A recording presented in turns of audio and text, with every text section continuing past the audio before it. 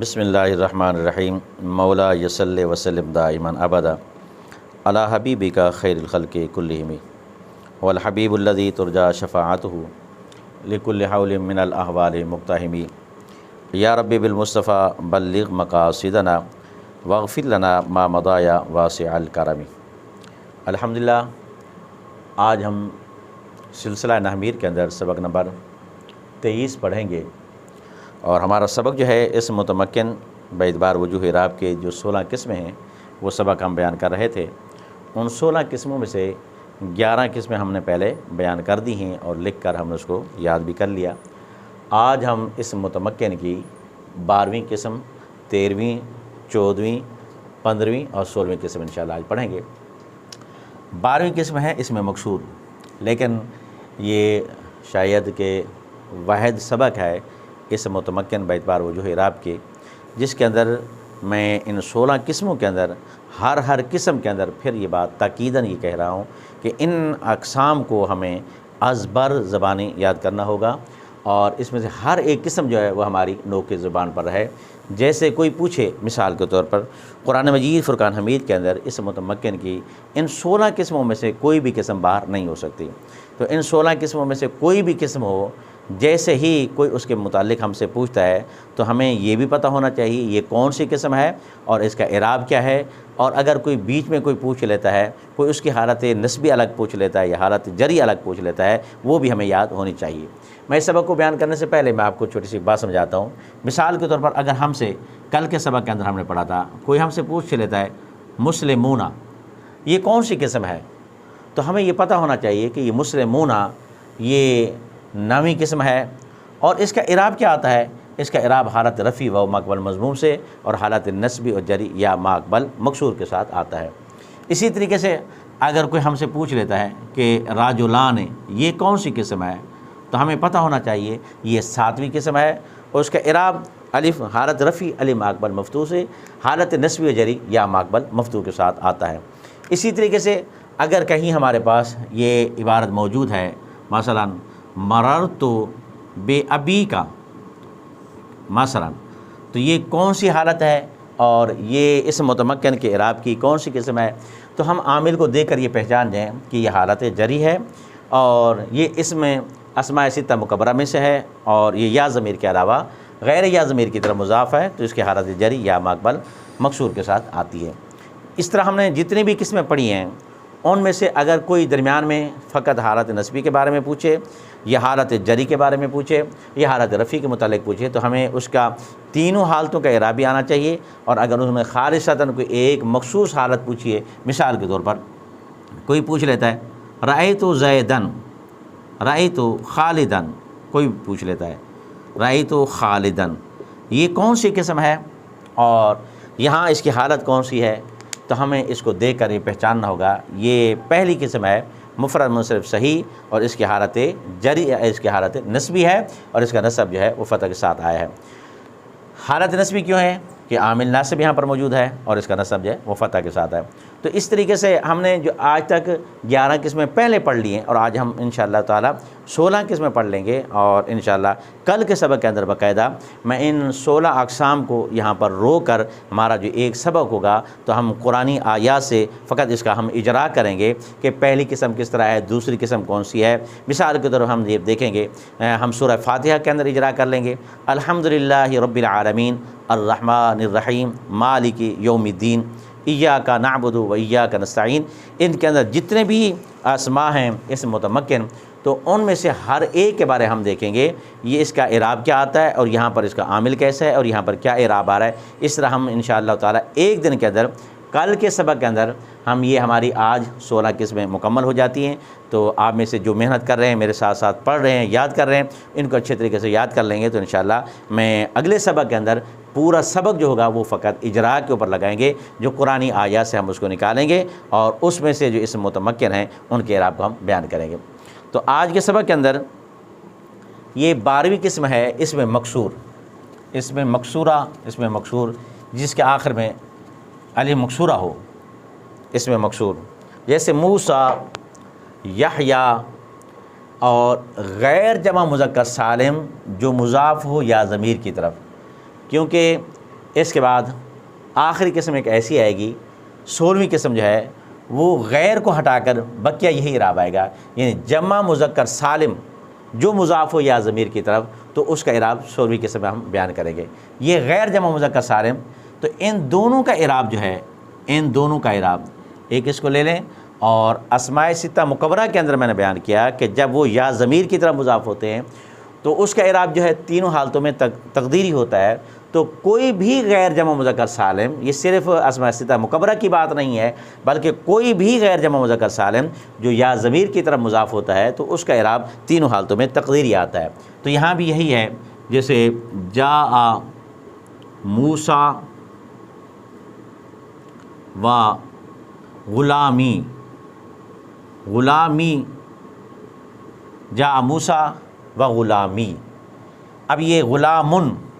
یہ جمع تو نہیں ہے، غلامن یہ غلام کو کہتے ہیں، لیکن یہ غیر جمع مذکر ہے یا ضمیر کی طرف مضاف ہے، جاء موسیٰ و غلامی۔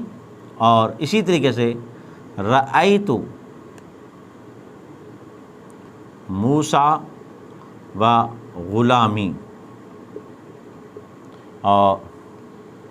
مررت بے موسیٰ و غلامی۔ اب یہ دیکھیں، حالت رفعی ہے اور یہ حالت نصبی ہے اور یہ حالت جری ہے، تینوں حالتوں میں دونوں قسم کا اعراب جو ہے یہ اعراب تقدیری ہے۔ اور اس کے بعد 13ویں نمبر پر، 14ویں نمبر پر اس میں منقوص ہے۔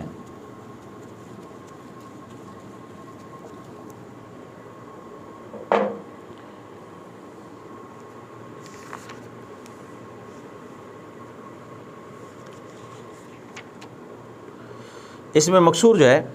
13ویں قسم پر، اور یہ غیر جمع مذکر سالم یہ 14واں قسم پر ہے۔ 15ویں قسم پر جو ہے اس میں منقوص ہے، 15 نمبر، صرف نمبر لکھنے میں فرق ہے۔ 15 نمبر پر اس میں منقوص۔ اس میں منقوص کی تعریف یہ ہے، وہ اسم جس کے آخر میں یا ماقبل مکسور ہو، جیسے قاضی، حاجی، غازی، یہ ایسے اسماء ہیں ان کے آخر میں یا ماقبل مکسور ہے۔ تھوڑا اور بھی آپ کو فرق بیان کر دوں، ابھی آپ نے اس سے پہلے جو 14ویں قسم پڑھی ہے، غیر جمع مذکر سالم جو مضاف ہو یا ضمیر کی طرف، جیسے کہ غلامی، یہ بظاہر یہ دونوں ملتی جلتی صورتیں ہیں، لیکن یہ الگ قسم ہے اور اوپر والی قسم جو ہے وہ الگ قسم ہے، اور اس کے درمیان بنیادی فرق یہ ہے، قاضی یہ ایک ہی کلمہ ہے، یعنی کہ یہ یا جو ہے یہ نفس کلمہ کی ہے، کوئی الگ اضافت کی نہیں ہے،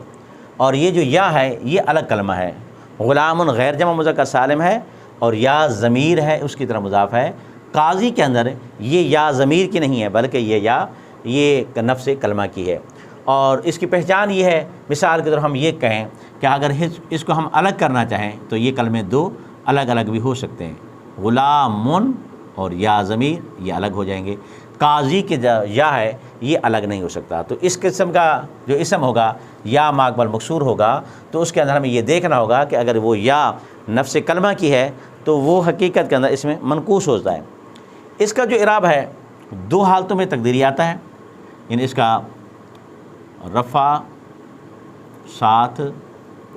ضمہ تقدیری کے، نصب ساتھ فتح لفظی کے،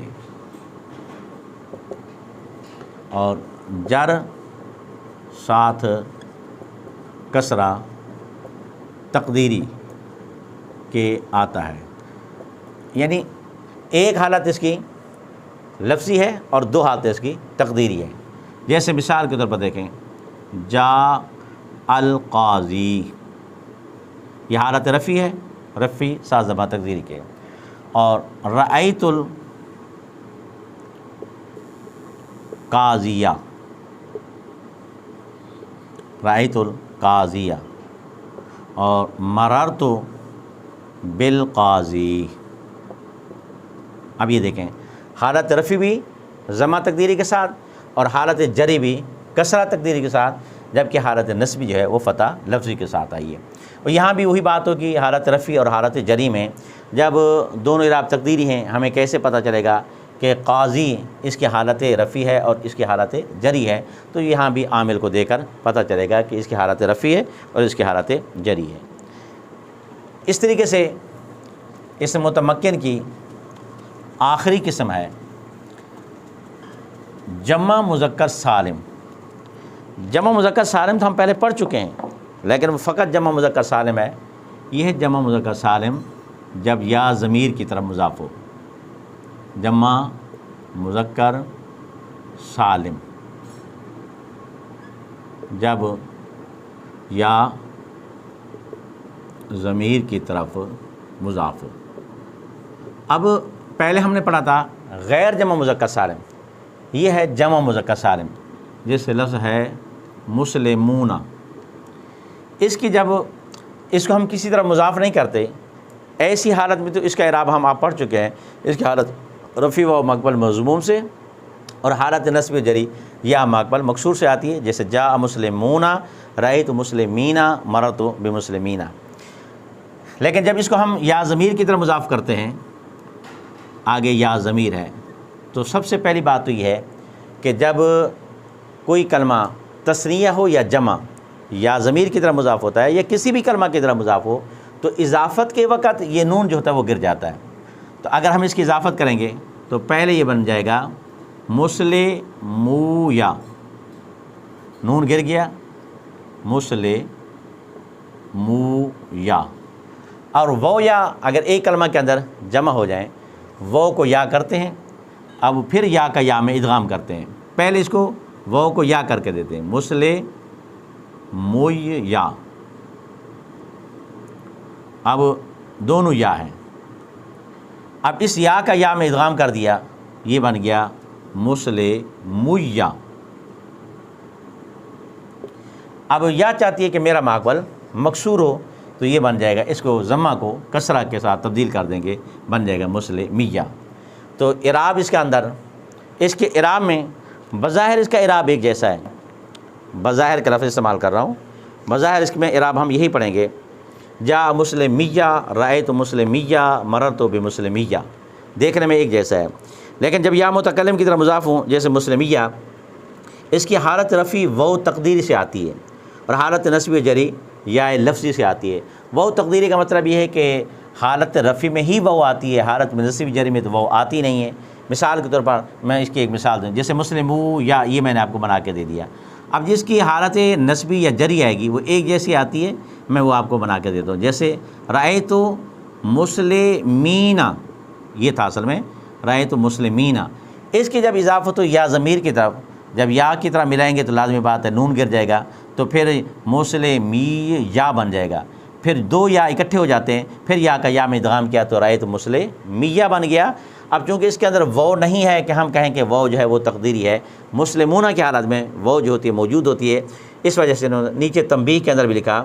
جا مسلمیہ، اصل میں مسلمیہ مسلمونہ یا تھا، اضافت کی وجہ سے نون گر گیا، وہ اور یا جمع ہو، ان میں سے پہلا ساکن تھا، لہٰذا وہ کو یا سے بدل دیا اور یا کا یا میں ادغام کر دیا تو مسلمیہ ہو گیا، پھر میم کے ضمہ کو کسرہ سے بدلی کر دیا تو مسلمیہ ہو گیا۔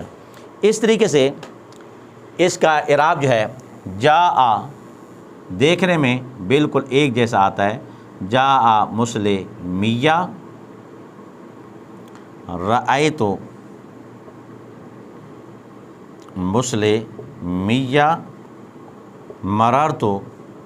بمسلمیہ۔ اس طرح الحمدللہ اسم متمکن کے اعراب کی جو 16 قسمیں ہیں، اللہ پاک کے عطا کردہ توفیق اور مہربانی سے آج ہم نے ان کو مکمل کیا ہے۔ آپ میں سے جو ساتھ ساتھ محنت کر رہے ہیں اور جو مبتدی طالب علم ہیں ساتھ ساتھ اس کا اجرا بھی کر رہے ہیں، تو یہ وہ سبق ہوتا ہے جس کو کئی مرتبہ پڑھا جاتا ہے، کئی مرتبہ سنا جاتا ہے اور کئی مرتبہ اس کا ٹیسٹ لیا جاتا ہے، اور تو چونکہ ہم آن لائن پڑھ رہے ہیں اس وجہ سے آپ اس کو اچھے طریقے سے یاد کر لیں گے۔ تو اگلا جو سبق ہوگا وہ ہم اسی کے اوپر مشق کریں گے، اسی کے پر انشاءاللہ تعالی اجرا کریں گے۔ قرآن آیات سے احادیث مبارکہ کے الفاظ ہم اس میں لے آئیں گے، اور اس کے اندر ہم دیکھیں گے یہ اس متمکن کے اعراب کی کون سی قسم بن رہی ہے، پہلی ہے، دوسری ہے، تیسری ہے، چوتھی ہے۔ سورہ فاتحہ اور سورہ بقرہ کا کچھ حصہ انشاءاللہ تعالی ہم اس پر اجرا کریں گے، تو اس سے ہمیں ایک اندازہ ہو جائے گا کہ آپ کو بھی، آپ میں سے جو یاد کر رہا ہے اس کو اندازہ ہو جائے گا میں نے اس کو کس قدر سمجھا، اور میں اس کو کیا سمجھ پا رہا تھا، صحیح سمجھا یا غلط سمجھا، تو اس کا بھی ایک آپ کو اندازہ ہو جائے گا۔ تو انشاءاللہ تعالی اگلے سبق کے اندر بجائے اس کتاب کے حصے کو پڑھنے کے ہم اسی پر اجرا کریں گے۔ اللہ پاک ہم سب کو یاد کرنے کی توفیق رفیق عطا فرمائے۔